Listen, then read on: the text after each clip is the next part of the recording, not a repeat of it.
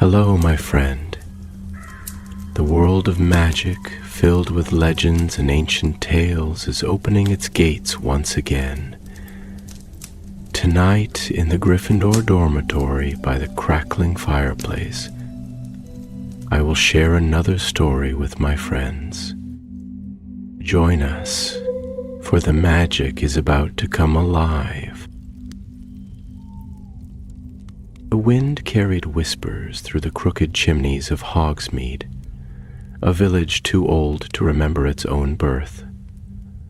Its streets, blanketed in snow, twisted like storybook vines between shop fronts of warm light and ancient wood. On winter evenings, the glow from Madame Puddifoot's windows painted pink patterns across the snowbanks, and the scent of Honeyduke's toffee drifted as far as the shrieking shack. But this winter the wind bore other things. It moaned low through the trees beyond the Hog's Head, rustled through hedgerows, and stirred the snow with unseen fingers. There were rumors, small ones at first. A lost owl that never returned, footprints that led into the woods and stopped, a mirror cracked in 3 places at Spintwitch's sporting needs, though no spell nor spellcaster was blamed. Then someone vanished. He was a 7th-year Gryffindor named Tavian Rookwood. A loud boy, red-faced and always tossing exploding snap cards in the common room. He'd gone to Hogsmeade on a Saturday, his pockets jingling with galleons, boasting about buying the newest set of enchanted gloves at Glad Rags. But he never came back. Professor McGonagall issued a firm warning. Students were not to visit the village without staff escort. Aurors came quietly, asking questions in low voices, leaving behind the faint scent of fire whiskey and unease. Snow deepened. The whispering wind returned. Yet among all the students, one girl watched more closely than the rest. Her name was Clara Greaves. Clara had the curious eyes of a cat, green and quick, with an almost eerie stillness when she was thinking. A Ravenclaw 3rd year and known for finishing essays before most students had found their parchment. But Clara had one weakness: puzzles. Riddles, cryptic messages, enchanted locks. If something didn't fit, she had to know why. She had seen Tavian the day he vanished, just beyond the 3 broomsticks. He'd passed her with a grin, his scarf trailing behind like a Gryffindor banner. But behind him, for just a flicker of a moment, Clara had seen something else. A shadow along the hedge, motionless and tall. Now, weeks later, it haunted her. That morning, as snow hissed against the castle windows and students mumbled over their porridge, Clara folded a worn bit of parchment in her hands. She'd drawn a map of Hogsmeade from memory, marking where she'd last seen Tavian. Beside her, Milo Dunn, a stocky Hufflepuff with spectacles that slid off his nose whenever he laughed, leaned over and frowned. "You're not going to sneak off, are you?" he whispered, voice barely a puff of steam. Clara tilted the parchment so he could see. "It's not sneaking off. It's investigating. That's just a clever word for trouble." Before Clara could reply, a 3rd student dropped into the seat beside them. He wore a forest green scarf and had eyes like flint, cold and calculating. Thorn Avery, 4th year, Slytherin, infamous for knowing more secret passages than Filch and keeping his secrets locked tighter than a Gringotts vault. "I hear you're hunting statues," he murmured. Clara narrowed her eyes. "I never said statues." "You didn't have to?" Thorn leaned in, glancing around. "Someone else went missing last night. Madame Larkspur from the parchment shop." locked the door behind her, never opened again. But there was something odd on the path outside her door. Looked like stone dust. You don't find much of that in winter. Lila paled. You think she turned to stone? Thorn shrugged, as if it were a matter of mild inconvenience. I think something is turning people to stone, and I think it started near the Shrieking Shack. A hush fell over the trio. Outside the snow thickened, and the wind pressed against the glass like a cold breath. They met again after lessons, beneath the library's spiral stairs. Clara brought her map, Thorn brought a key, old, tarnished, stolen from a caretaker's drawer. Milo brought sandwiches. He always brought sandwiches. We go at twilight, Clara said, her voice low. We'll slip through the tunnel near the whomping willow. Filch doesn't check it anymore. We'll circle round and look near the hedge where I saw Tavian. Just a quick look. But nothing in Hogsmeade ever stayed quick. The sun was sinking when they crossed the snowfields. The sky burned orange behind the spires of Hogwarts, and their breath came in clouds as they reached the tunnel's mouth.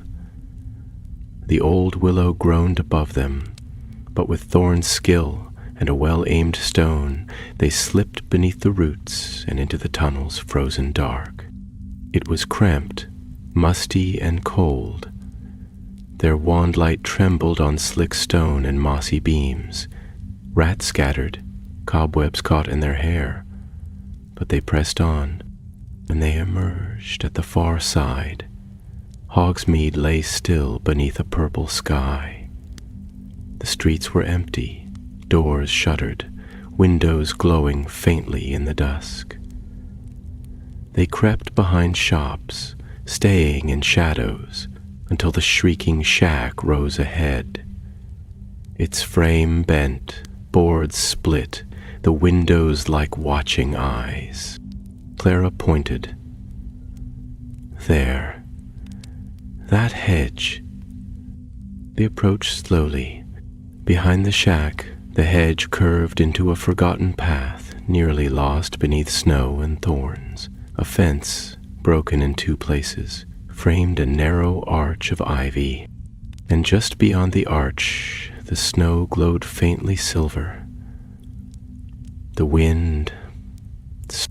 Milo swallowed. What is that? Thorn stepped closer, brushing away frost.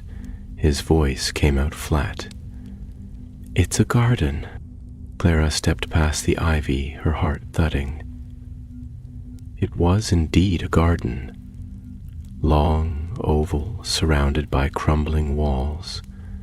At its center stood a fountain, frozen in place, a winged figure atop it. Around the fountain were statues. Dozens. Too many. Clara moved closer, her breath catching. Each statue was of a person, frozen mid-step, mid-turn, mid-scream. Some looked like villagers. One still held a broom. Another wore Hogwarts robes. Tavia, she whispered, voice barely air. That's him. He stood near the back, eyes wide in terror, arms outstretched. Stone. Milo stumbled back. No, this isn't possible. Who could do this? Clara didn't answer. Thorn circled the fountain, running his gloved hand over its base. There were words carved into the stone. Half lost to age and moss. Here stand the Watchers of Greylock, silent, steadfast, and cursed. Greylock? Clara whispered. The name echoed faintly in her mind. Thorn looked up, frowning. We need to find out what this is. And fast. Behind them, the ivy rustled. Clara turned. A figure stepped through the arch, pale, hooded, and very, very still. For one long, breathless moment, none of them moved. The figure at the archway was cloaked in heavy fabric the color of old ashes.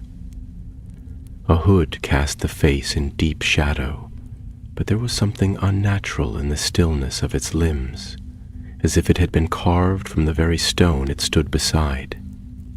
Snow clung to the hem of its robes.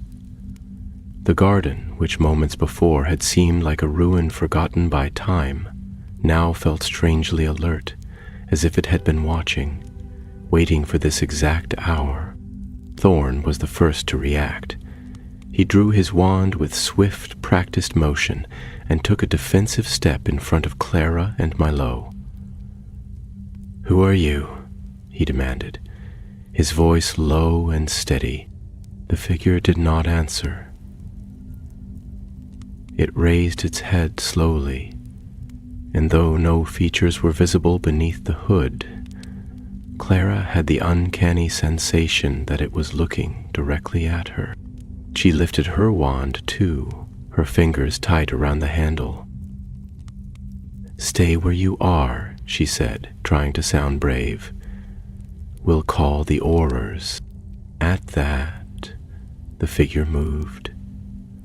Not forward, not to flee, but simply to raise a hand. A long, pale hand that did not look entirely human, and point toward the stone fountain at the garden's center. A moment later, with no more than a whisper of sound, it vanished into the shadows. No one spoke. The only sound was the wind returning to the branches and the distant howl of something that might have been the shrieking shack's old timbers settling, or something else entirely. Milo's voice shook. "Did anyone else see that hand? It looked wrong." Clara nodded, still staring at the spot where the figure had stood. That wasn't just some villager in a cloak. "It wasn't a person at all," Thorn said quietly. "And I don't think it wants us here." Without waiting for agreement, he strode to the fountain and knelt beside the base where the name Greylock was etched. His wand tip illuminated a second line of text, nearly consumed by lichen and age. Clara joined him, brushing the stone clean with her sleeve. As the moss flaked away, the inscription revealed itself in a language older than modern English, but just close enough to understand with effort. She cursed the rebels with eyes of frost. She built her garden with the lost.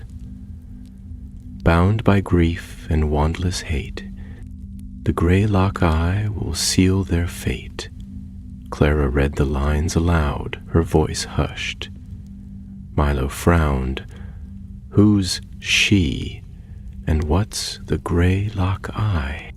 "I don't know," said Clara, her mind already spinning through everything she had ever read in the library's more obscure sections. "But I think she's behind all this. Morwenna Greylock," Thorn said suddenly. He looked up, brow furrowed. "I've heard the name. My father used to tell me stories. Old wizarding tales, he said, were too dark for school books. Morwenna was a witch in the time of the founders. Not Slytherin's lot, not exactly. A lone one. She lived in the north, banished from the magical courts for forbidden curses." "That doesn't sound like someone who built a garden for flowers," said Milo. "No," Thorn agreed. "She turned people to stone. Traitors, she called them. Cowards, spies, her enemies. She claimed their souls watched through the stone, warning others away." Clara stood slowly. The cold had settled deep into her bones, but it was not the kind of cold a cloak could guard against. She looked once more around the circle of statues, her gaze lingering on Tavian's face. He looked as if he had been caught mid-scream.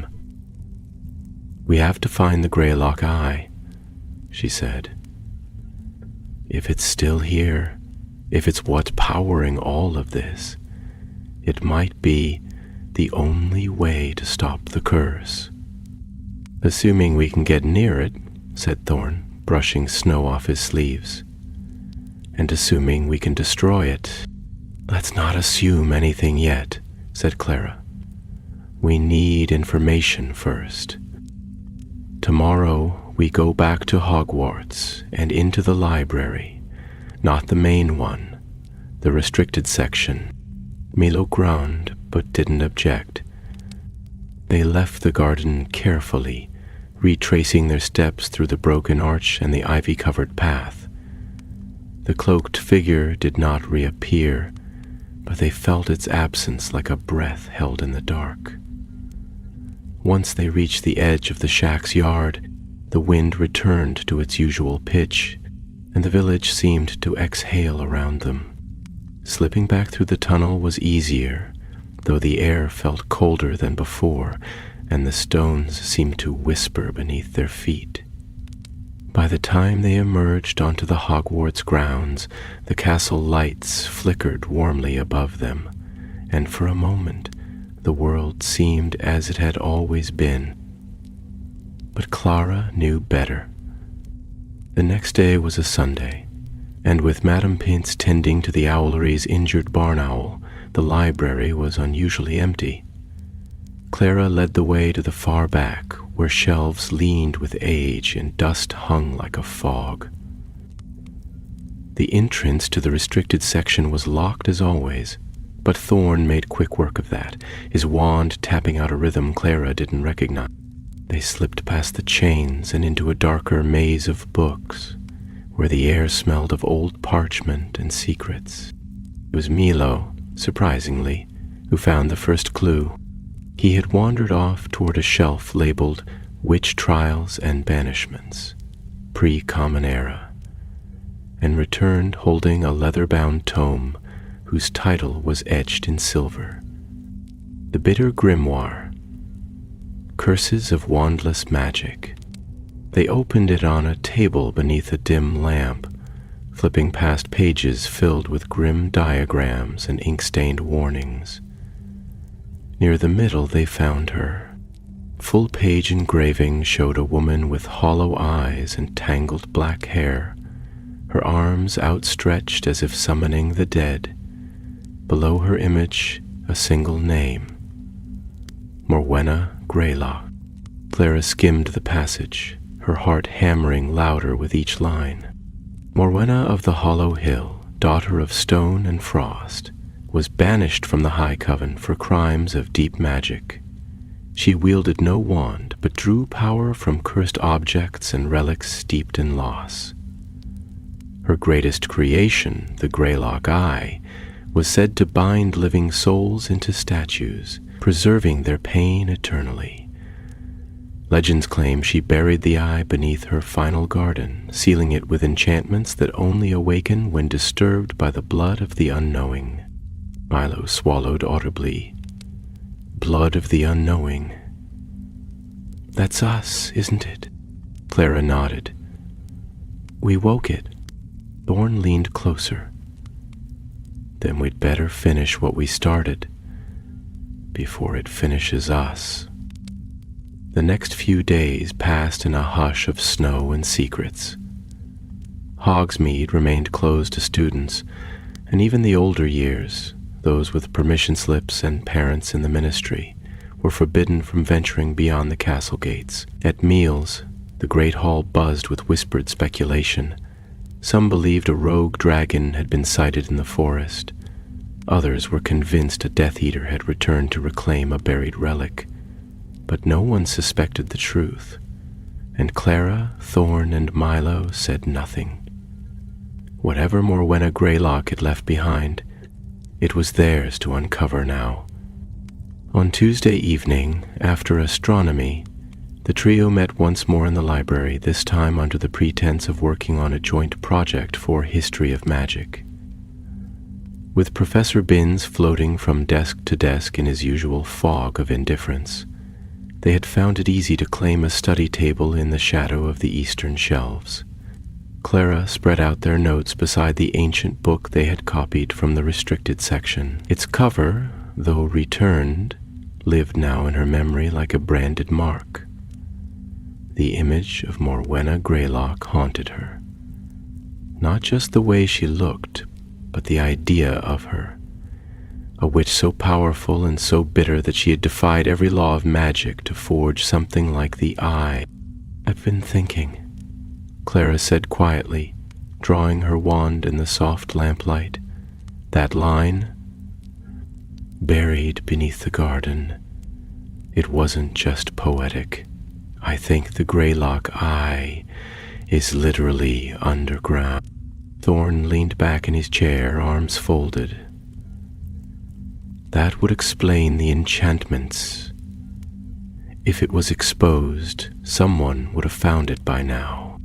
Unless it protects itself," Milo offered, fiddling nervously with the corner of a parchment. "What if it doesn't want to be found?" Clara nodded slowly. "We need to test the garden. There must be a way to detect where the magic is strongest, some sort of residual signature left by the Eye." Thorn glanced around and lowered his voice. "There's a spell for that. It's not common, but I've seen it used during curse-breaking practice. Detects ambient magic. Reveals concentrations of old spells, but it's advanced. We'll manage," Clara replied firmly. "We have to." 2 nights later, cloaked again in darkness, they returned to the hidden path behind the shrieking shack. Snow had fallen once more, burying their earlier footprints and lending the garden an even stranger silence. The archway of ivy was stiff with frost, and the air as they stepped through it grew colder by the second. This time, they came prepared. Clara carried a length of enchanted rope to mark a safe path back. Milo had borrowed a magical compass from the herbology shed that glowed red near cursed objects. Thorn, as always, had brought spells. Several, in fact, stored in runes on slips of paper he tucked inside his coat. Clara knelt in the center of the garden, between the frozen fountain and the nearest ring of stone figures. She whispered the incantation she had practiced for 2 days, and a ripple of blue light shimmered from the tip of her wand, spreading across the ground like ink spilled in water. At first, nothing changed. Then, slowly, the light began to fade in certain places, absorbed, it seemed, by something below the surface. "There," Thorn said, pointing. "That corner, near the weeping statue." They approached cautiously. The statue in question appeared to be a young witch, with her face in her hands, her robes fluttering in stone folds about her feet. Her expression, though hidden, gave off such a sense of despair that even Thorn paused before stepping near. Milo held up the magical compass. The needle spun twice, then snapped sharply to the left and stayed there, pulsing with a dim red glow. Clara drew her wand again and muttered a soft excavation charm. The snow peeled back as if swept by invisible hands, revealing cracked stone beneath. A sort of slab covered in faint carvings. Some of the marks matched those from the fountain's base, runes in an old, near-forgotten script. "This must be it," Clara whispered, kneeling to brush the symbols clean. As she touched the edge of the slab, a sharp jolt ran through her fingers, cold and sharp as biting ice. She gasped and pulled her hand away. The carvings had begun to glow, very faintly, with a silvery hue. "Step back," Thorn warned. "This feels wrong," but Clara didn't move. The glow was increasing now, pulsing in time with her heartbeat. She felt something below, deep, buried magic like a pressure against her thoughts. It was not unlike the feeling of casting a strong spell, except this came from outside her, pressing inward, seeking something. Suddenly, the slab cracked down the center with a noise like splintering wood, and a rush of air escaped, warm and stale as a tomb. The earth trembled beneath their feet. The statues around the garden shuddered just once, like sleepers disturbed in a dream, and then stilled again. Milo took a step back. We woke it. A shape began to rise from beneath the slab.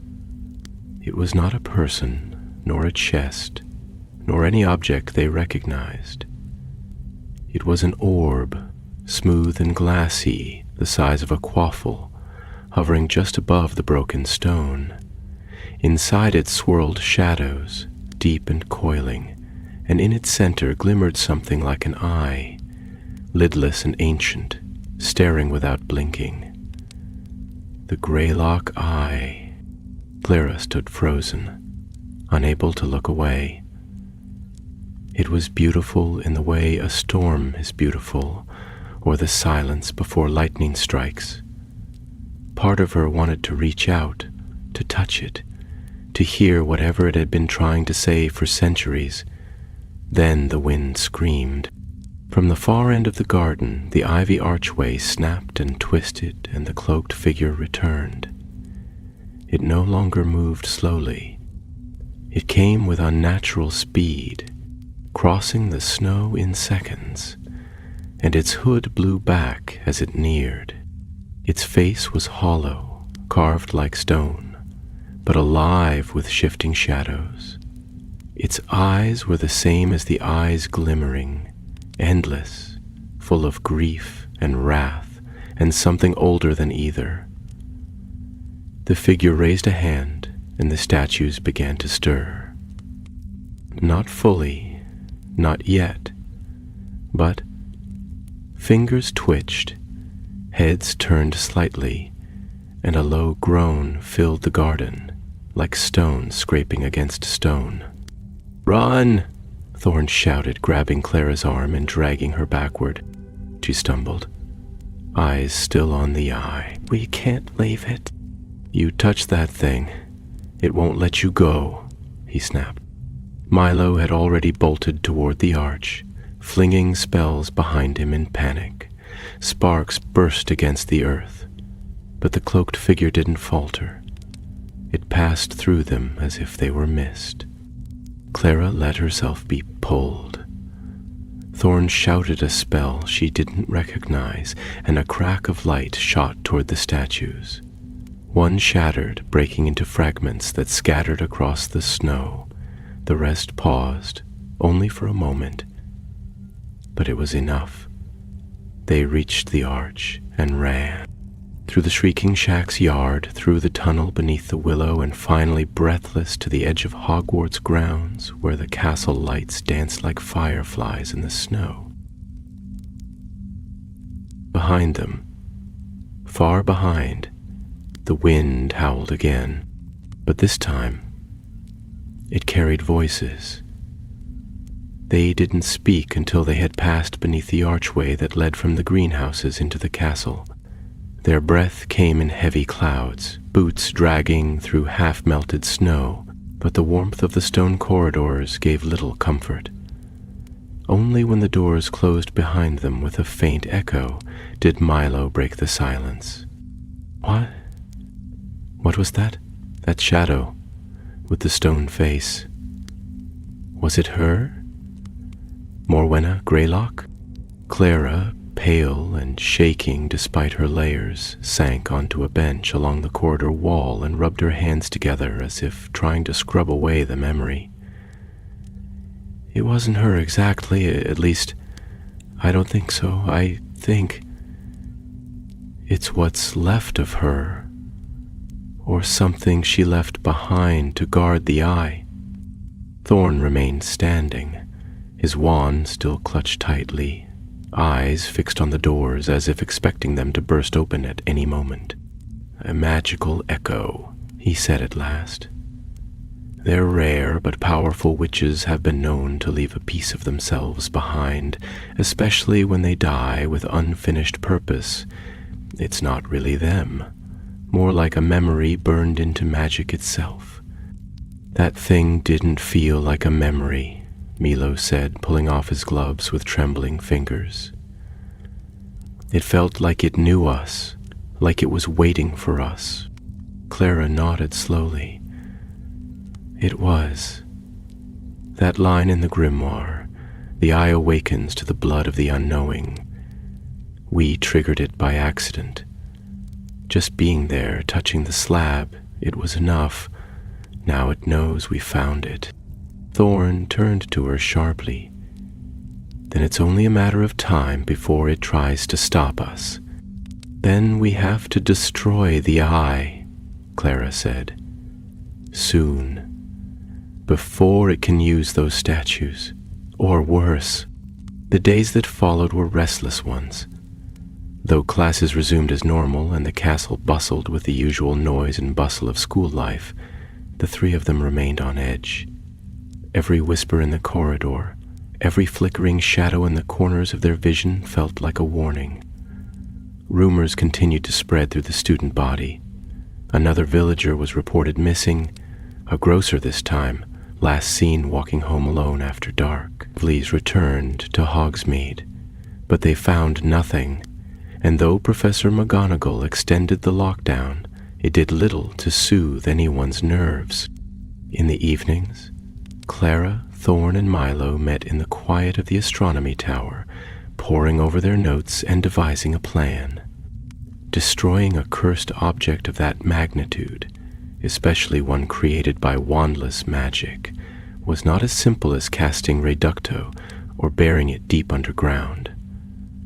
Dark artifacts were famously resilient, and the older they were, the more creative the solution had to be. "We can't risk using brute force," Clara said one night, spreading her parchment across the old telescope base.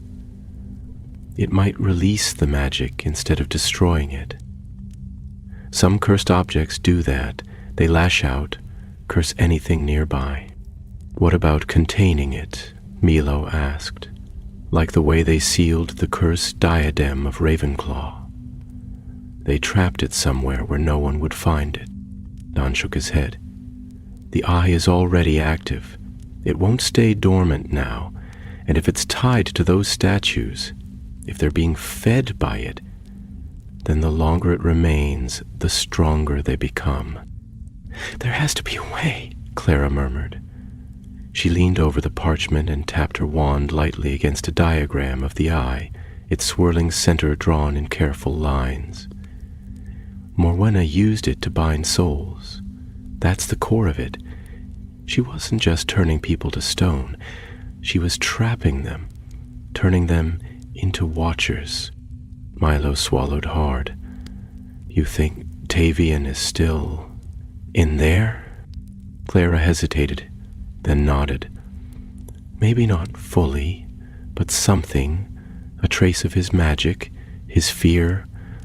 That's why the statues felt so alive. They're not just stone, so we can't just break the eye," Thorn said. "We'd have to release them, and we have to do it without releasing her," Clara added grimly. Eventually, a plan began to take shape. Risky, delicate, and barely tested, but their only hope. The eye, they theorized, could be severed from its connection to the statues if they cast a powerful counter-charm circle around it, one that disrupted magical binding spells. The incantation was ancient, known to very few modern wizards, but Thorn had found a copy in a forgotten volume tucked between two shelf boards in the Slytherin common room, likely hidden there generations ago. The spell was called Vinctus Solvatur, and it required 3 wand bearers, linked by blood, intent, and a shared magical focus. It also required time, 6 uninterrupted minutes inside the spell circle for the severing to hold. That meant they would have to return to the garden, not just enter it, but stand inside its very heart, where the eye hovered and Morwenna's shadow walked. "I'll go alone," Thorn said one evening as they prepared the runes. "You two stay back. If something happens, if it turns violent, you'll be safer." "No," Clara said firmly, looking up from the spell book.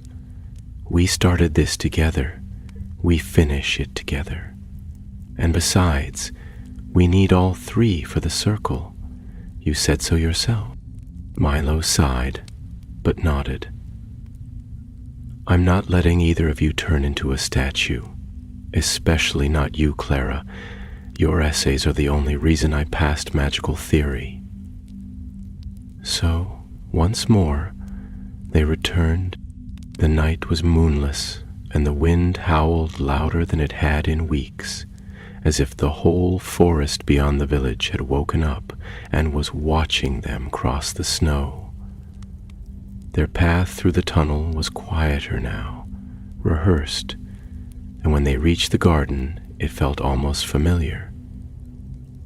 But the statues had moved, not far, just enough that the difference was unmistakable. The weeping witch now stood with her hands at her sides, face visible and streaked with stone tears. A man who had once held a broom now knelt near the fountain, head bowed. Clara felt her skin crawl as they stepped into the circle of stillness. The eye was waiting. Its surface shimmered faintly, the swirling magic inside pulsing in time with something not unlike a heartbeat. As they approached, it rose slightly, responding to their presence. They drew the runes in the snow with care, Thorn tracing them with red chalk laced with silver shavings, while Clara placed enchanted mirrors at each point. Milo stood guard, wand at the ready, casting perimeter charms every few minutes. When at last they were ready, they took their places in the triangle. "On 3, Clara said, holding her wand to her chest. 1, 2, but before she could say 3, the garden erupted. A blast of wind, sharper than any natural storm, surged through the space. The eye flared bright white, and from the archway Morwenna's echo stepped forward once more, only this time it did not walk. It floated, borne by invisible winds, its hollow face turned toward them with fury. The statues began to stir, and then the spell began. The words left Clara's lips not as a whisper, but as a command, clear and strong in the frozen air. Vinctus Salvator. Light leapt from her wand like a silver stream, arcing through the circle to Milo and Thorn, who repeated the incantation in perfect unison. The runes glowed with a dull amber heat, their edges crackling faintly as magic surged between them, weaving an invisible net around the eye. Snow melted in a widening ring beneath their feet, revealing the garden's ancient stone foundation, etched with symbols older than Hogwarts itself. The eye quivered. The swirling shadows within its glassy shell darkened, then swirled faster, spinning like a storm caught in a bottle. It rose higher, now at eye level, and the reflection of each of the 3 students shimmered across its surface, distorted and strange. Clara felt pressure building behind her eyes, not pain, but weight, like something was pressing against her mind. She gritted her teeth and forced her magic to hold steady, wand unwavering. From the broken archway, the echo of Morwenna Greylock let out a hollow cry. It did not sound like a voice, so much as a memory of one, a long, mournful wail that seemed to come from inside their skulls, rather than through their ears. The statues stirred again, more violently now. One turned its head fully toward them. Another flexed its arms with a loud crack of stone grinding on stone. Then they began to move, stepping down from their places with dreadful slowness, forming a ring around the fountain where the spell continued. "They're guarding it," Milo said through clenched teeth, his wand flickering as he struggled to maintain the spell's focus. "It's trying to break the circle." "Hold," Clara snapped. "Keep the current flowing. Don't let the line sever. If we stop now, it'll twist back and bind us instead." Thorn's eyes didn't waver. He was breathing fast, but his voice remained steady as he repeated the incantation under his breath, over and over, pouring his strength into the charm. The mirrors around them reflected the silvery threads of magic, each one straining, bending, but not yet breaking. The eye pulsed again, and this time the light it gave off was tinged with red. Clara's stomach turned. She could feel something reaching from within it. Fingers of magic brushing across the garden, feeling for a weakness, searching for a soul to grip. The statues moved closer, their expressions frozen in agony, arms half raised like sleepwalkers. One tripped over a cracked stone and fell hard to the ground, shattering into 100 pieces that glowed briefly before going dark. Clara realized then that the binding spell was beginning to work. The eye's connection to the statues was faltering. But the echo of Morwenna was not retreating. She hovered just beyond the ring, the tattered ends of her robes fluttering in wind that didn't exist. Her face, still featureless, still wrong, tilted slightly, as though studying Clara, and then, slowly, she raised both hands. The temperature dropped at once, frost forming on their boots, on their cloaks, on the very air itself.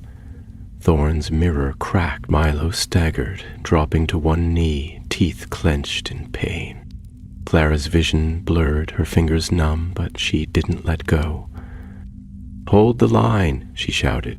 The eye throbbed once more, and then, without warning, it began to descend, not to escape, but to bury itself. The runes beneath it shimmered, trying to close around it, to shield it from the breaking spell. Thorn slammed his wand into the air. "Expulso!" The ground beneath the eye exploded upward, earth and ice flying in all directions. The eye hovered, exposed again, the magical circle flickering but still intact. The statues halted mid-step, their movements jerky and unsure, as though they had forgotten what they were doing. Mylor forced himself back to his feet. "It's working. It's weakening her." The echo of Morwenna gave another cry, this one sharp and furious, and with a sudden gust, she crossed the circle's edge. Clara felt her chest lurch as the wards trembled under the assault. The mirrors cracked one by one, shattering into shards that disappeared in mid-air. The eye convulsed violently, its surface boiling with energy. For one terrible second, Clara felt her magic being pulled, sucked into the artifact like water into a drain. Then, from the center of the eye, a sound emerged. It was not a voice exactly, but a chorus of them. Tavian's scream came first, raw and terrified, then a woman's sob, then a dozen more rising and falling like the tide, all overlapping, all crying out to be free. Clara's knees buckled beneath her, but she held fast.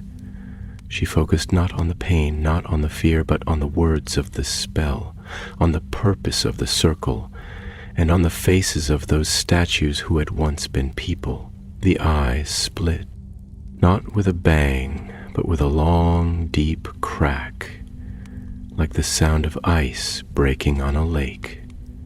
A brilliant white light burst from within, flooding the garden with warmth that cut through the cold like fire.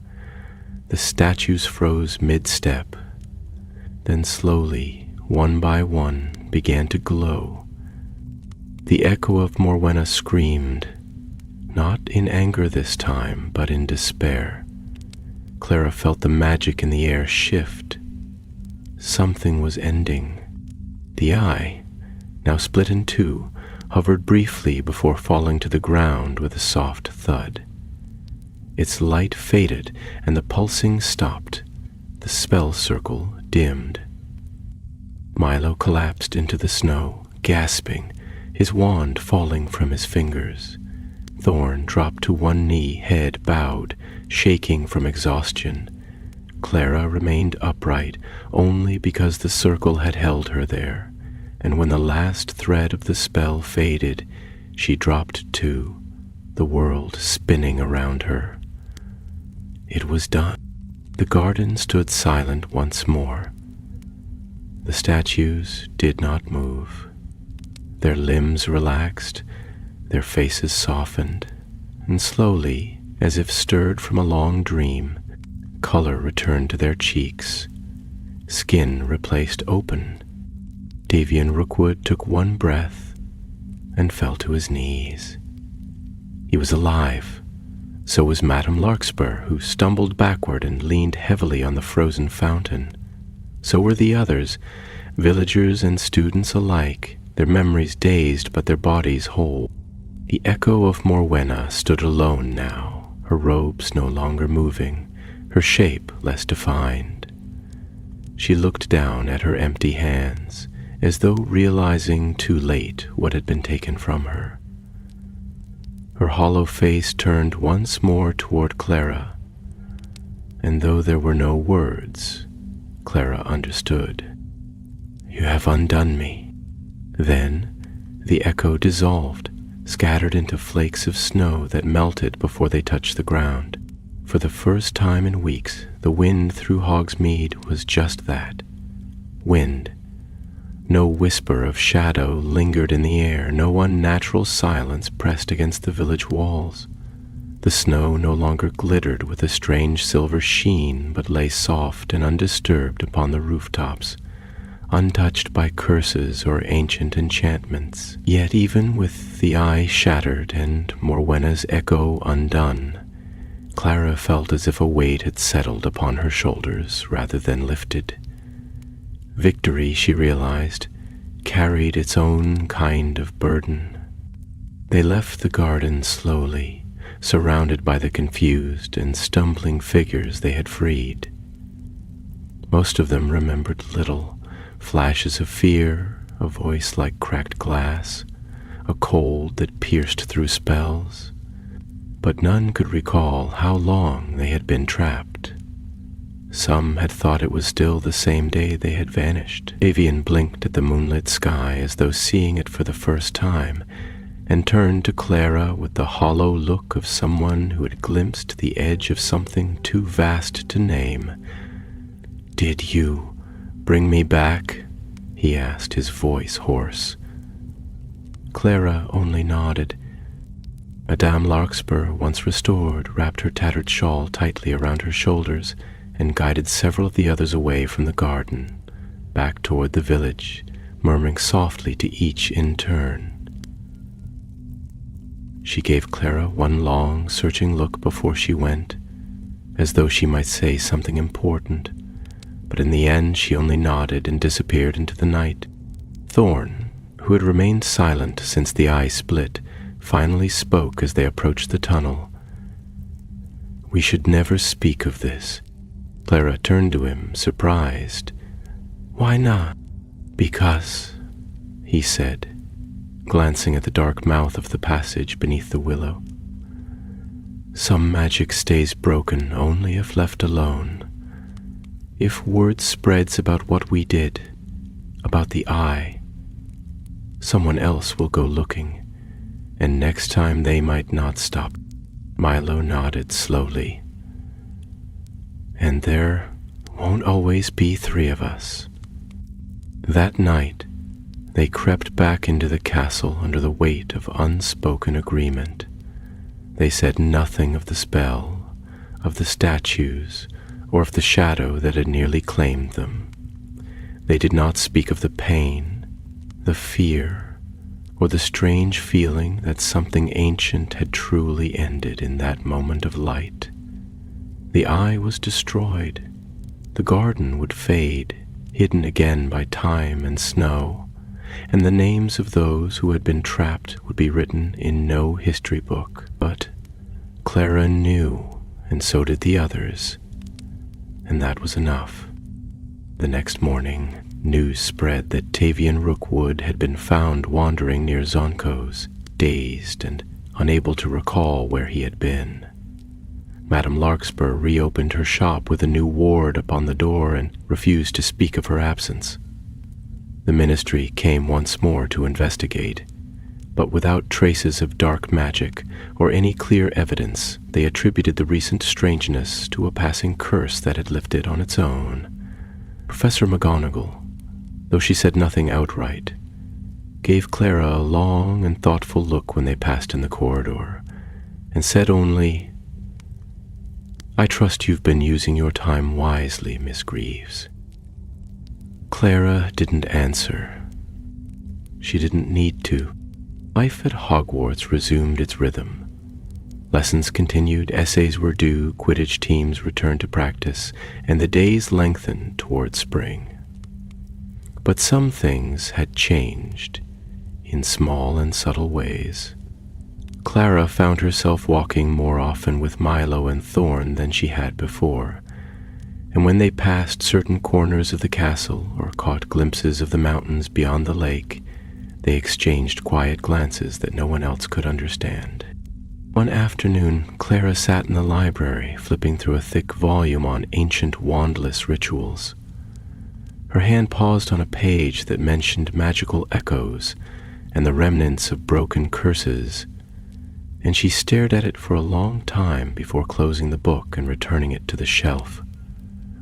She no longer felt the same pull to uncover every puzzle, to chase down every riddle. There were some mysteries better left buried, and not every door was meant to be opened. Still, she kept the map she had drawn of Hogsmeade carefully folded in the back of her notebook, and sometimes she would trace her finger along the edge of the village where the forgotten garden had once slept.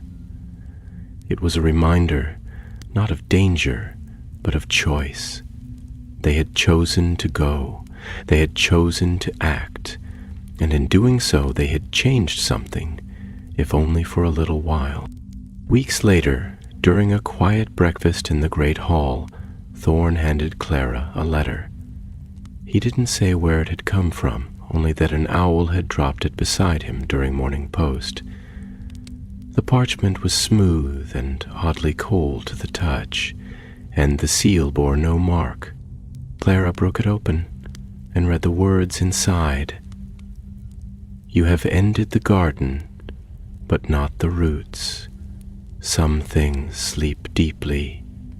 Some things only dream they are dead. Guard what you have broken, or it may not stay broken for long." There was no signature. She read it twice, then slid the letter into her robes, her face unreadable. Milo watched her, then asked, "Do you think it's real?" Clara looked down at her plate, then back toward the windows, where clouds rolled over the distant peaks and the sky was a pale, shifting gray. "I think it's a warning. Are we in danger again?" Milo asked, his voice quieter now. Clara hesitated, then shook her head. "Not yet." Beside her, Thorn gave a rare smile, not amused but sharp and tired. The smile of someone who had faced the darkness and seen it blink first. "Then we enjoy the peace while it lasts." And so they did. For a while, the castle held only ordinary shadows, and the village slept undisturbed beneath its blanket of snow. the stone garden became once more a secret, buried in silence, hidden in frost. And though it was never spoken of aloud, its echo lived on in the hearts of 3 young witches and wizards who knew what it meant to stand in the cold, to hold the line, and to choose the light. March crept into the highlands with a sullen wind and skies the color of dull pewter, casting long shadows across the grounds of Hogwarts. The lake, once locked in ice, had begun to thaw at the edges, its surface dark and restless beneath the shifting gray. The air carried a wet chill that clung to cloaks and drifted through the castle corridors, mingling with the scent of old parchment and the earthy tang of damp stone. Despite the stirrings of spring, Clara felt unease trailing behind her like a second shadow. It had been 3 weeks since the destruction of the Eye, and in that time the quiet had held. There had been no more disappearances, no strange sounds near the shrieking shack, and no further signs of magical disturbance in the village. Hogsmeade reopened fully, and while some villagers kept their doors locked at night and hung protective charms above their hearths, life resumed with the cautious optimism of those who wish to believe that danger has passed for good. Yet the letters still sat in Clara's desk drawer, sealed in a small box between her notes on magical artifacts and an unfinished essay on the goblin rebellions. She hadn't told anyone she kept it.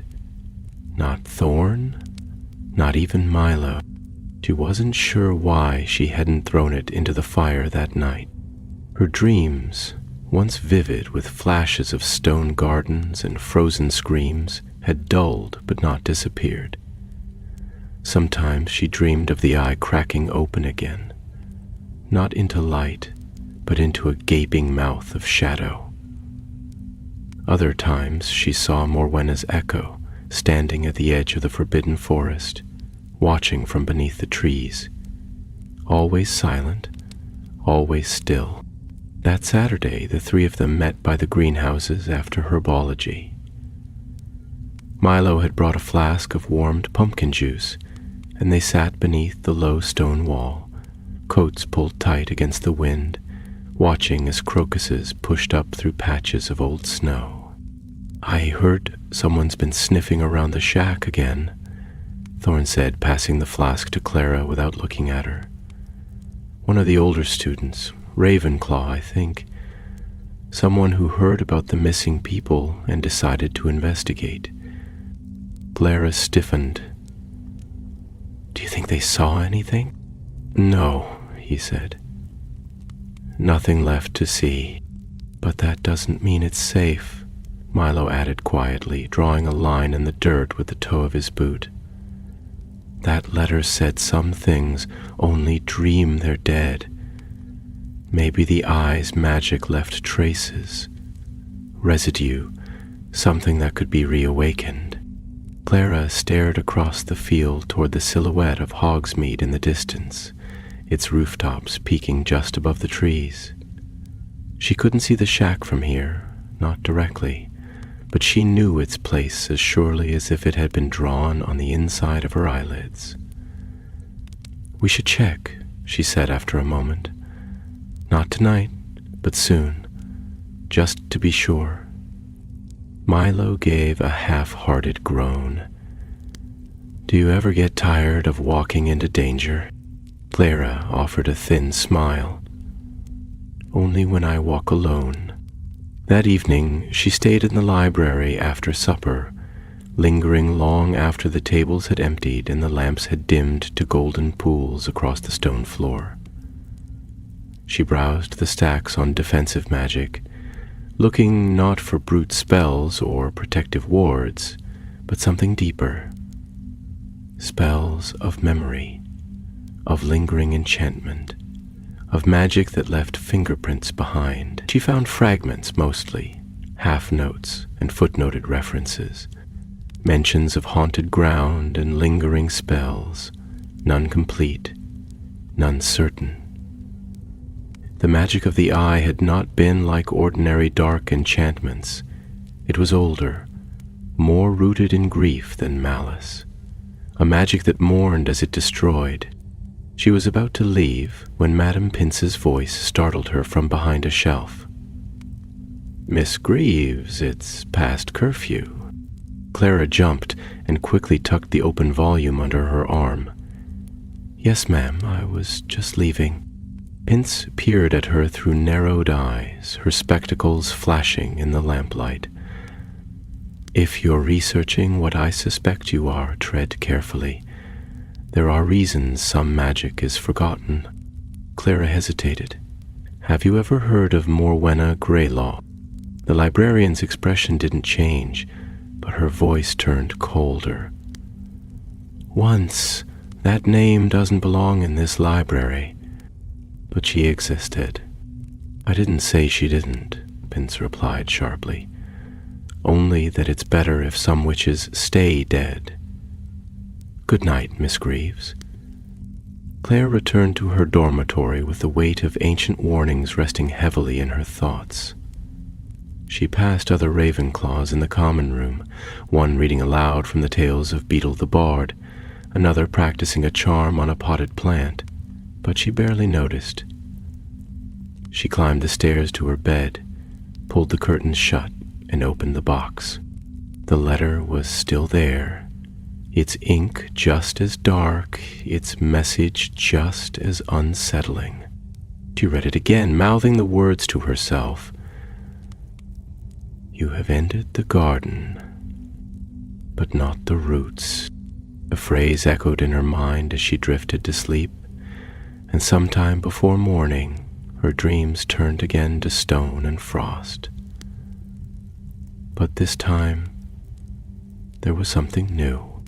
She stood in the garden, not the ruined one, but a second space, larger, wilder, thick with brambles and half-grown statues. In the center was a tree, gnarled and dead, its bark carved with unfamiliar runes. And beneath it, pulsing like a heart, was something buried deep in the earth. She awoke just before dawn, heart pounding, and knew with sudden certainty that the eye had not been the only thing Morwenna Greylock had created. The following day brought with it a strange clarity, the sort that only comes after a vivid dream that lingers long past waking. Clara moved through her morning lessons in a distracted fog, her mind still wrapped around the image of that tree, dead and looming, with runes that pulsed faintly beneath its bark. She had dreamt of it before, she was sure of that now, though never as clearly. It had always been part of the background, a dark shape beyond the statues or hidden behind the twisting garden path. But this time it had taken center place. This time it had called to her. After lunch, she slipped away from the great hall and made her way to the corridor beneath the central staircases, where the brass snake lanterns flickered softly in the gloom.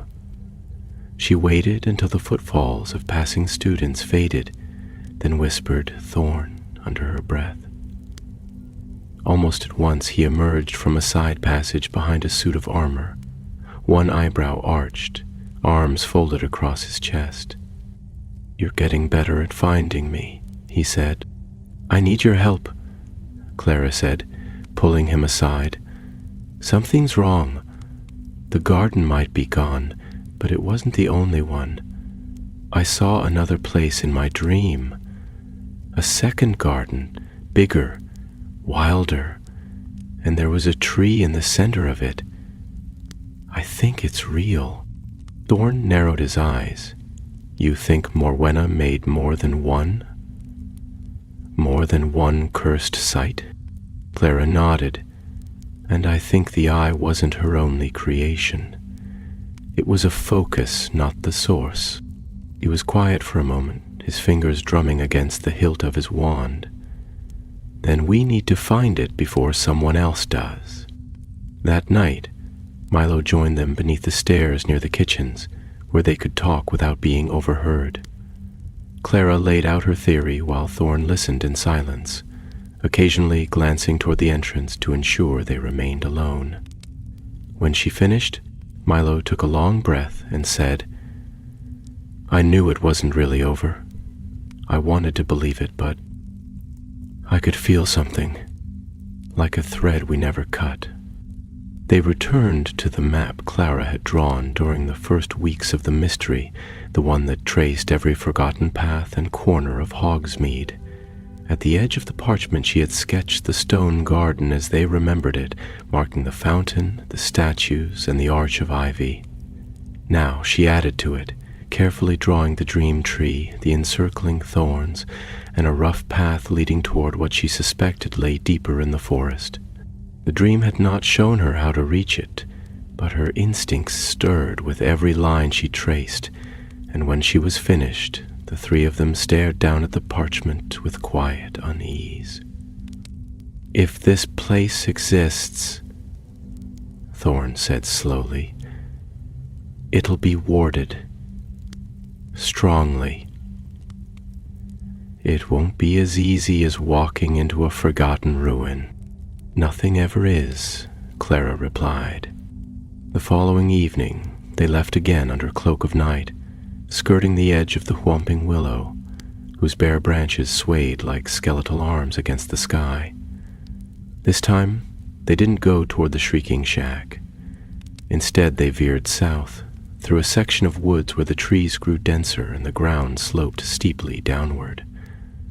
Few students ever came this way. The path twisted past forgotten stone walls and mossy stumps, and the silence between the branches was broken only by the crunch of snow beneath their boots and the occasional flap of a bird startled from sleep.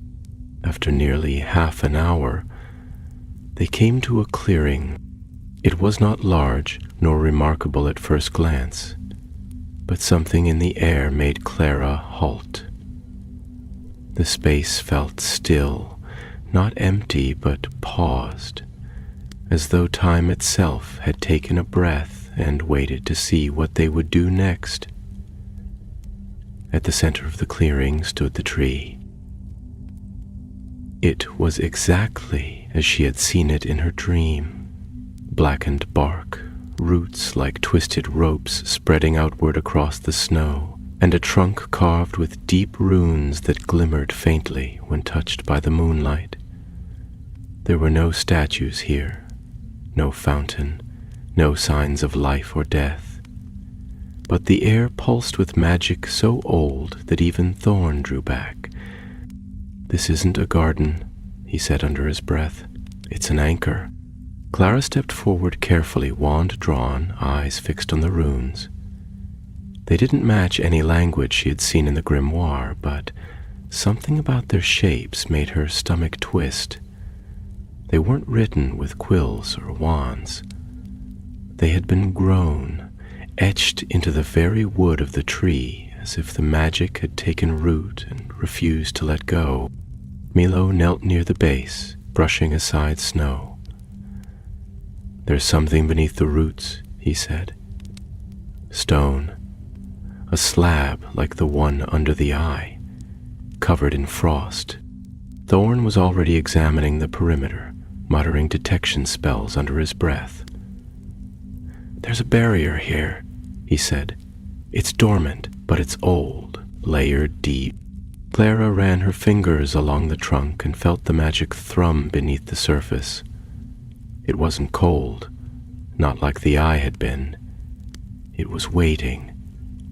The dream came back to her in fragments. The pulse in the earth, the way the wind had held still, the voice that hadn't spoken but had still reached her somehow. She turned back to the others. "We can't open this yet, not tonight. It's watching. We need more information. We need to understand what this place is before we wake it." Neither argued. They marked the clearing with an enchanted rune, a warding seal that would warn them if anyone else stepped across the boundary, and then made their way back to the tunnel in silence. The wind had picked up again, but it didn't feel cursed, only restless. Back at the castle, Clara returned to her research with fresh determination. She dug deeper into books rarely touched, those buried beneath decades of dust, and found fragments of names and stories long since forgotten.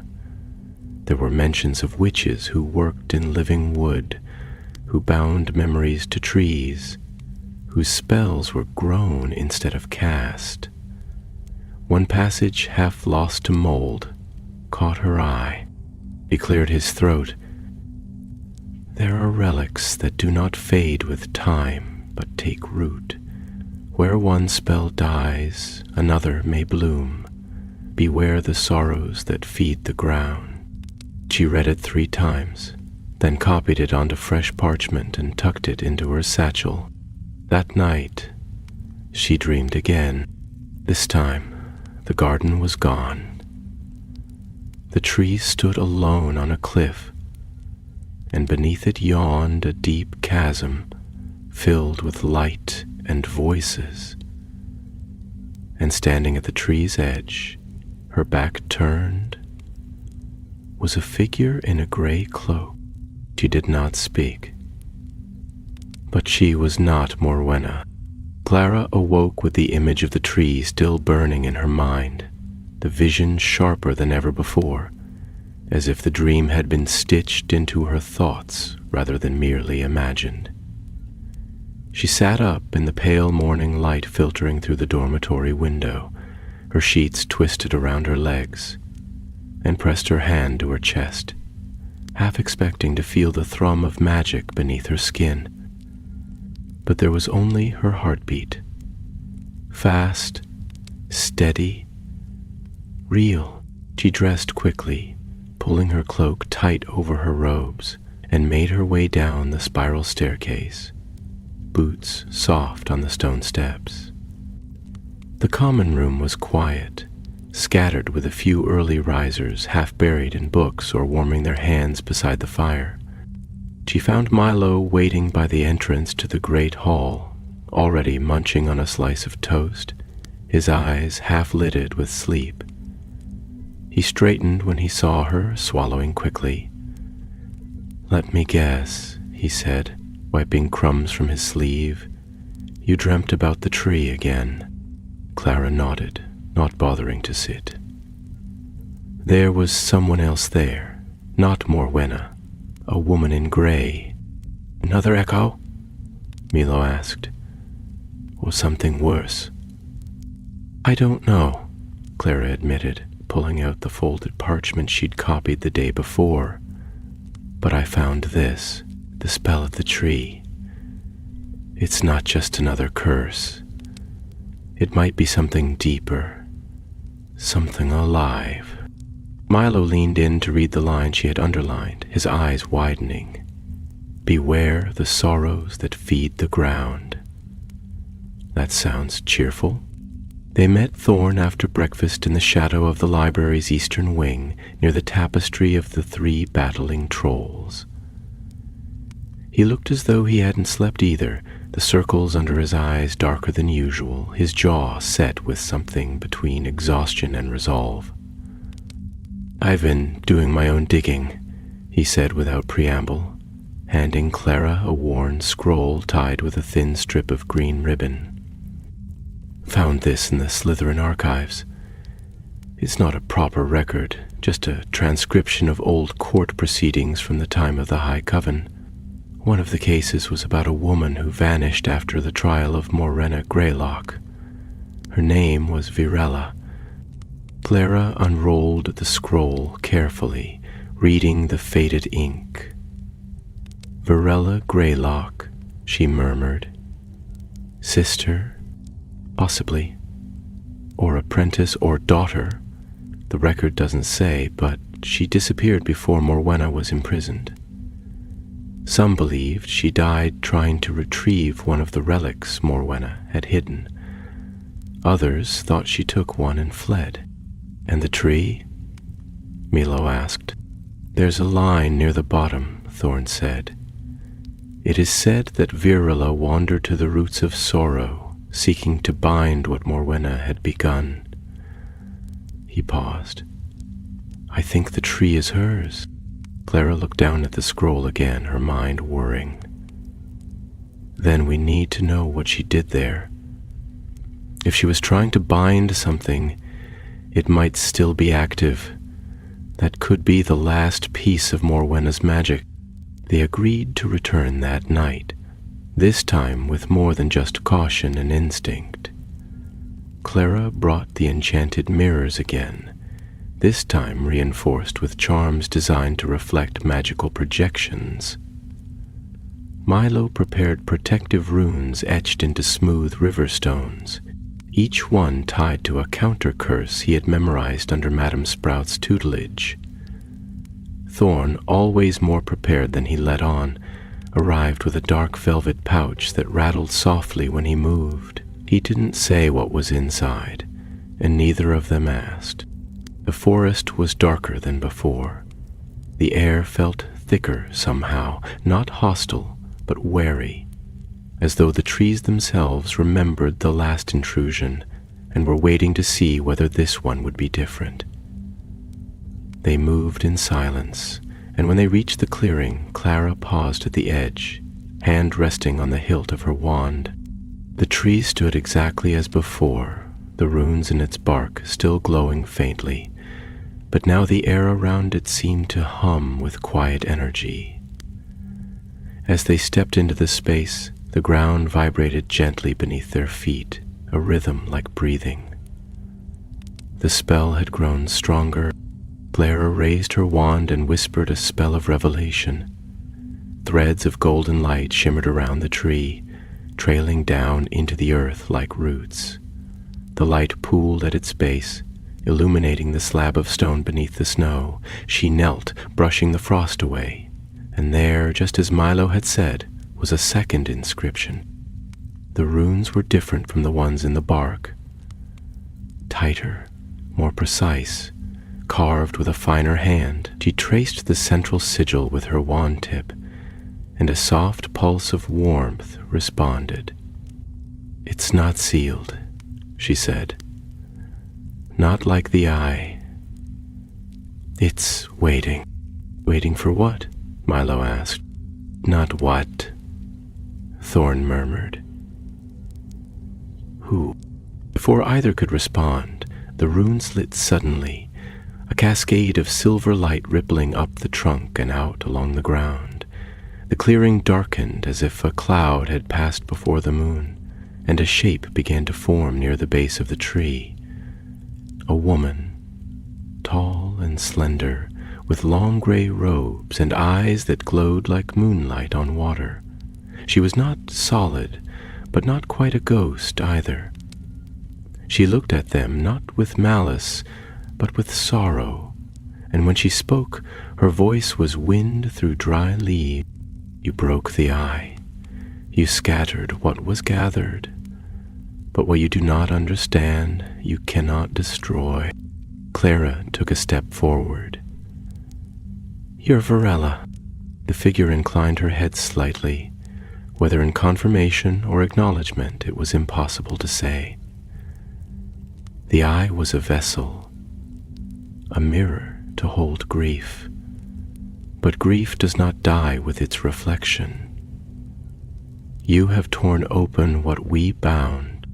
Thorn's head moved subtly toward his wand, but Clara stopped him with a glance. "We didn't mean to release anything. We were trying to stop the curse. People were being turned to stone. They were trapped. They were protected," Vrella said, and her voice cracked like a dry branch. "From what was coming, from what lies beneath. The garden was not a prison. It was a ward." Clara's heart thudded in her chest. A ward against what? Barella's gaze shifted past them toward the edge of the clearing, where the trees stirred in a wind that had not existed moments before. Against the hollow below, the place Morwenna found first, the place she fled from. The eye was not hers.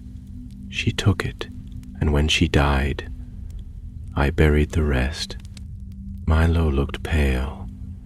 "You mean the eye wasn't even hers to begin with?" "She stole it from a deeper place," Virella said, "and what she left behind has not forgotten its name." The clearing pulsed with sudden intensity. The light from the runes flared, and the vision of Virella shimmered. "Leave this place," she whispered. "Tell no one. Let the roots sleep." Then she was gone. They stood in the clearing long after the figure of Virella faded, as though the very air had thickened around them, holding them still. The wind had ceased again, the trees surrounding them frozen in perfect silence, their branches unmoving despite the shifting shadows. Clara was the first to find her voice, though it came out softer than she expected, as if speaking too loudly might wake something they weren't ready to face. "She didn't want us to come back," she said, her gaze fixed on the tree. "She called it the hollow below. Whatever it is, it's not finished."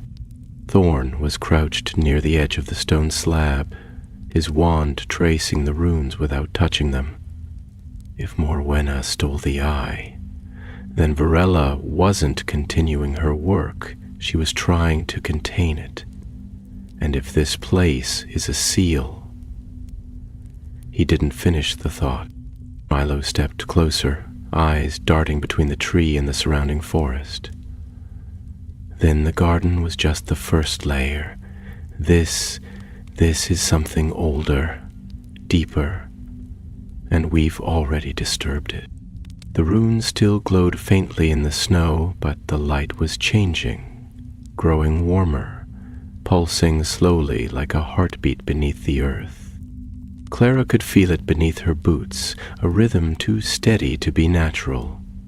She shivered, not from the cold, but from the sense that something far below was stirring, listening. She stepped back. "We need to go. Now."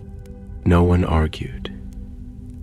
They retraced their path through the trees with greater urgency, their wands lit, the forest pressing close around them like the closing of a door.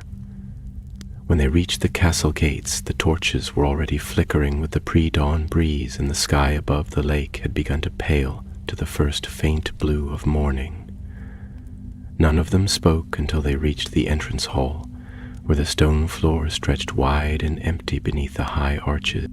Clara leaned against one of the columns, trying to slow her breathing. "We've done something we don't understand.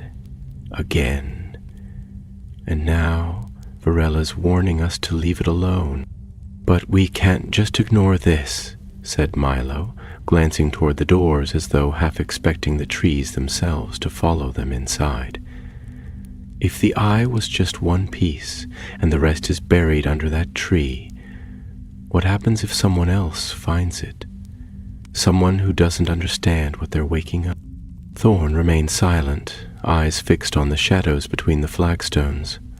At last he said, "We tell no one. Not yet. We learn everything we can, quietly. This time, we prepare." That afternoon, Clara returned to the library alone. Her hands trembled slightly as she turned the pages of each brittle volume, her eyes devouring anything that hinted at buried magic or magical bindings made from grief or memory. The older the text, the more likely it was to offer something of use.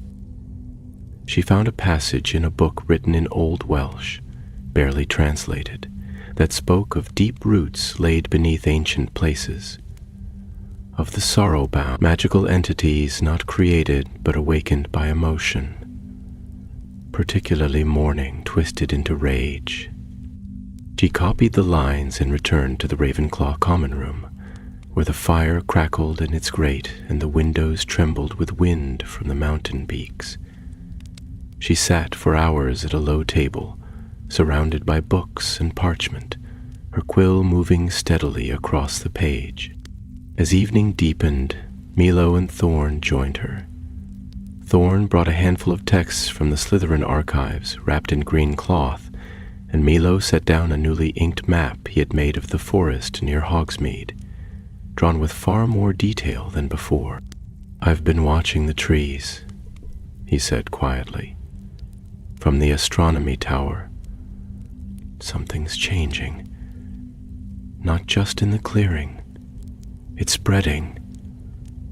There are birds that aren't nesting, animals leaving their dens too early, like they feel something."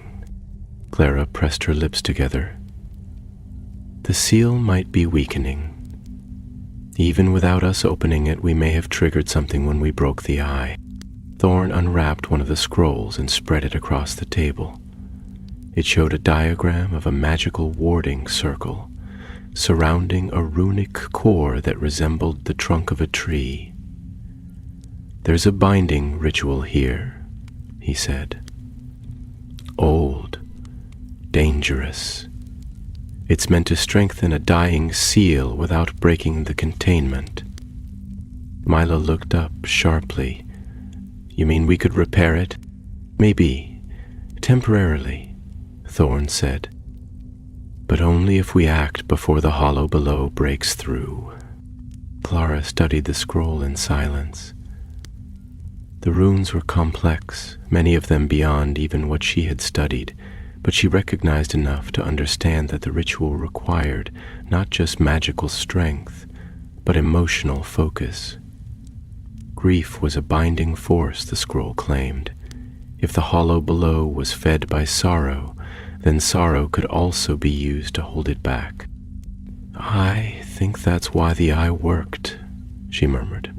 "It was grief turned inward, contained, but now it's been turned outward, and it's searching for something, or someone," said Thorn. The next night, they returned once more to the clearing. This time they brought the scroll, the mirrors, the rune stones, and candles laced with valerian and iron ash. Ingredients the ritual required to anchor the spell to the land itself.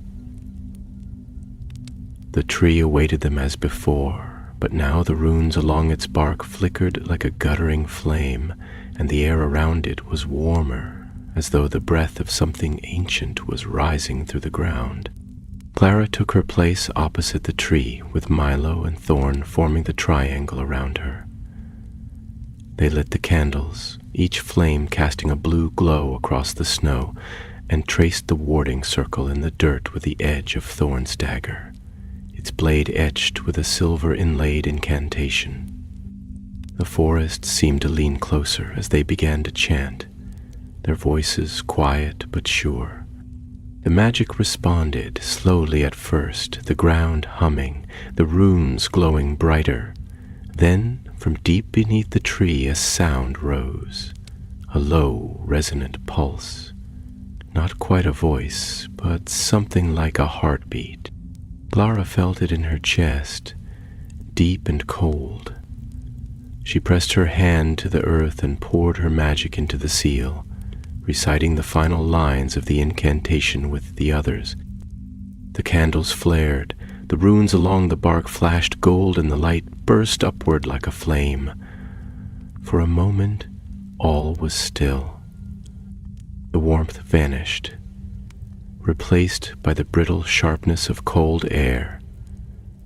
The runes faded into the bark again, but more solidly this time. The tree stood quiet, and the heartbeat below stilled. It was done, for now. They returned to the castle under a pale, brittle moon, the wind now strangely calm after the ritual, as though the forest itself had drawn a long, slow breath and settled back into uneasy slumber. The tree behind them no longer pulsed with that awful warmth, and the runes carved into its bark had dulled, their flickering light now no brighter than old embers beneath ash. Though they had not fully sealed the magic, the ritual had worked. It had held the pressure back like boards nailed over a breaking door, but Clara could feel it still pressing, still waiting beneath the roots. It was not gone, only sleeping. In the days that followed, the three kept their eyes open for changes. The odd quiet in the woods returned to the natural hush of wind and bird call, and the creatures that had once fled seemed to trickle back into their dens and nests. Students passed through the halls of Hogwarts in cheerful ignorance, their minds occupied with exams, Quidditch scores, and the tantalizing prospect of warmer spring weather. No one else spoke of the disappearances, and those who had been taken remembered little. The incident faded into a curious story, one more strange tale in the long, tangled history of the school and the village that shadowed it. But for Clara, Milo, and Thorn, the peace was uneasy. They continued their quiet research beneath the castle's towers and in the cracks between lessons. They studied the names etched in the old court records, the forgotten branches of the Greylock family, and the ancient magical practices that spoke of roots, blood, and memory. It was Clara who found the final piece, or at least the shape of one, while poring over an untranslated section of Legacies of the Wild North. It was a passage written in a crooked, spidery hand, half decayed from age but still legible under the right charm. The section described an artifact known as the Heart Root, a magical relic said to be buried beneath the oldest forest in the Isles, bound to the spirit of a witch who had died screaming in snow. She brought the text to the tower room where they now met in secret, an abandoned astronomy workspace just below the owlery, where the stone walls bore scorch marks from old spell work, and the windows opened onto the dark sweep of the forest. As she read the passage aloud, the air in the room seemed to grow colder. If Morwenna used the eye to contain the grief of others, Clara said, her voice steady, then the Heart Root might have been her way of binding her own. Or Virella's. I can't tell which. Thorn leaned forward, scanning the lines. Either way, it means there's still more buried. If the tree was meant to anchor something deeper, then we've only touched the surface. Milo looked uneasy, shifting where he sat on the ledge. But the ritual held, for now. If we're careful, maybe that's all we need. Clara didn't respond right away. She stared out over the grounds, her fingers curled loosely around her wand. We can't count on it lasting forever. These are spells, rooted in feeling. They change with time, with memory, even with weather. Magic like that isn't just tied to words and wands. It's tied to us. Then what do we do? Milo asked. Wait for it to break again? No, said Clara, standing. We prepare. We find the Heart Root. And we finish what the Greylocks started. They ventured out only once more that term, near the end of April, when the rains came and the castle hummed with the energy of spring. Under the cover of thunder and mist, they passed beyond the boundaries of the known forest paths, following the rough map Milo had begun to chart. Where the ground sloped sharply downward and the brambles grew in thick, thorny clusters, they found signs, barely visible to the untrained eye, of magic buried deep. The air shimmered faintly in certain places, like heat rising off stone, and birds avoided particular branches as though sensing some hidden boundary.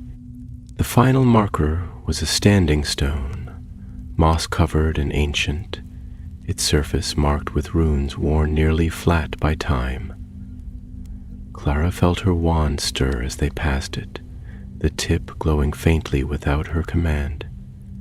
The energy here was different, not violent, but watchful, The deeper they went, the less sound they heard, until even their footsteps seemed muffled by the mossy earth. And then, beyond a final curtain of vines, they found it, the hollow below. It was not a chasm, not a hole in the earth as Clara had expected, but a depression in the land where the trees had twisted inward, their roots forming natural arches over a low stone threshold. The space beyond it was not dark. Light filtered through cracks in the canopy, but it felt dim, as though color had faded here long ago and never returned. At the center of the hollow, where the ground was ringed by tree roots and the soil was black and damp, rose a mound shaped like a heart, its surface cracked and pulsing faintly with reddish light. No statue guarded it, no wards flared, but all three of them knew without speaking. This was the source. Clara took a cautious step forward, wand raised, but a strange thing happened. The magic around the heartroot did not resist her. It welcomed her. The feeling was so unexpected she stopped mid-step, blinking. The pulsing light from the mound slowed, and in her mind she heard a single word, not spoken, but breathed into the very center of her thoughts. Return. She stepped back, shaken. Thorn caught her arm, eyes narrowing. What did it do? It called to me, she said softly. It's not sealed. It's waiting for someone. It knows us now. Then we can't stay here, Milo said at once, backing away from the mound. Not unprepared. Not without a plan. Thorn nodded grimly. We found the root, the final one. Clara looked at the cracked surface, where the light faded once more into quiet, pulsing embers. Not final. Not yet. The days that followed passed with the quiet intensity of something waiting to begin. Spring ripened across the grounds of Hogwarts, warming the castle walls and sending great flocks of owls circling in the soft morning skies. Lessons pressed on. Arithmancy scrolls due, potions exams looming. But Clara, Thorn, and Milo moved through it all like shadows, their minds fixed on what they had found beneath the forest floor. The heartroot. The last remnant. The final tether to something ancient and unfinished. They spent every free moment preparing, hidden away in the empty tower chamber beneath the owlie, or tucked between the tallest shelves of the library's lesser-used corners. Clara wrote long pages of notes on magical echoes and emotional tethers. Milo mastered a series of protective spells he'd never thought himself capable of casting, and Thorn unearthed rituals from the Slytherin House archive, so old they were written in curling script inked with powdered bone. No teachers questioned them, though Clara caught Professor McGonagall watching them once as they crossed the quad, her eyes sharp beneath the brim of her hat. The headmistress said nothing, only nodded once and turned away, as though acknowledging something she would not name. On the last day of April, when the moon was full and the wind from the mountains carried no snow, they returned to the hollow below. The forest greeted them in silence. The trail they had marked weeks ago had vanished, hidden beneath new undergrowth and curling vines, but they knew the way by heart now. The standing stone stood undisturbed, its mossy face turned toward the sky, and the trees parted for them with solemn grace. They reached the root chamber before moonrise, the air still and heavy with a kind of waiting. The mound pulsed slowly, its light dim but steady, like a lantern under earth. Clara stepped forward, carrying with her a small satchel bound in enchanted cloth. Inside were the components of the ritual, the 3 mirrors, now enchanted to reflect not only light but memory. A vial of water from the Black Lake to bind the spell to this place. 3 drops of blood, willingly given. From each of them, held in crystal phials, and the scroll bearing the words of the final sealing spell. "We'll form the circle here," she said, indicating the roots that ringed the mound. "Once it begins, we have to finish it, no matter what happens." Milo glanced around nervously. "And if it tries to reach through us again?" "Then we hold," said Thorn. "We're stronger now. It won't catch us off guard." They took their places, setting the mirrors into the ground with careful hands, the phials arranged between them like stars in a pattern. Clara opened the scroll and read the invocation aloud, the words older than English, yet falling from her tongue with strange familiarity. The heart root pulsed in response, and the light from the mound began to rise, forming strands of red and gold that twisted through the air like smoke. As the ritual deepened, Clara felt her thoughts pulled inward, not by force, but by recognition. The magic here was not trying to break them. It was showing them something. Images formed in the light, not clear but real. A forest long ago blanketed in snow, a woman standing at the edge of a frozen field, her robes torn, her wand lost, a grief so deep it cracked the earth, and from that wound something took root. Not evil. Not yet. Only sorrow, deep and unspoken. Morwenna Greylock had not been born wicked.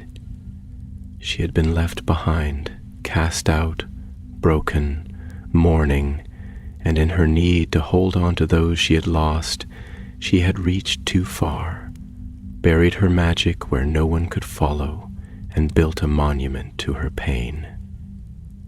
The eye had been her answer to grief, the root her promise that it would never be forgotten. Clara pressed her hand to the ground and whispered the final words of the spell.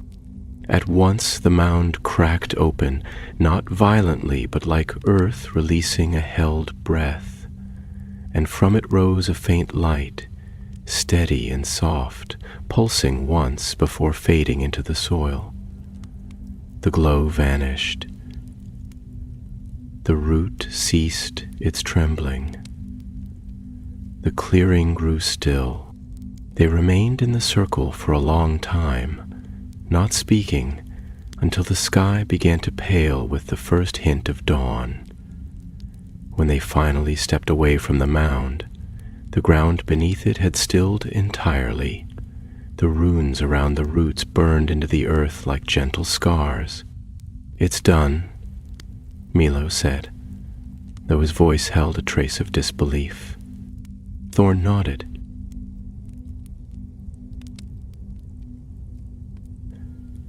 "She's at peace now, or as near as magic will allow." Clara looked back one last time. The hollow below no longer pulsed or whispered. It rested. The wind stirred the leaves gently overhead, and the spell circle shimmered faintly before fading entirely, the enchantment sinking deep into the land where it would remain, untouched and unremembered by all but them. They returned to Hogwarts in silence, the rising sun painting gold across the castle turrets. No fanfare awaited them, no applause. The halls were just as they had left them, and the air smelled of parchment and blooming grass. For the rest of the term, they spoke little of the Hollow. The story faded, as such stories do, into half-formed memory and quiet understanding. Years later, when Clara returned to Hogsmeade as a scholar of magical history, she would pass the edge of the forest and pause, listening to the wind. She would teach her students about the Greylock trials, about magical grief, about enchantments bound by memory, but she would never speak of the heart root, not in full. That story belonged to the earth now. Milo became a charm crafter in Devon, weaving his own spells into broomsticks and singing kettles, though he still sent Clara Owlpost when storms passed near the highlands. Thorn vanished into the shadows of the ministry's cursed vision, and though she saw him rarely, he sent her a single rune every Christmas, just one, etched into stone, unreadable to most. And in the forest near Hogsmeade, far from the eyes of students and spellbooks, the stone garden sank into the moss, and the trees stood watch over the quiet mound below. The runes faded, the magic slept, but if you listened closely on windless nights, you might still hear it, a heartbeat, far below the roots, dreaming.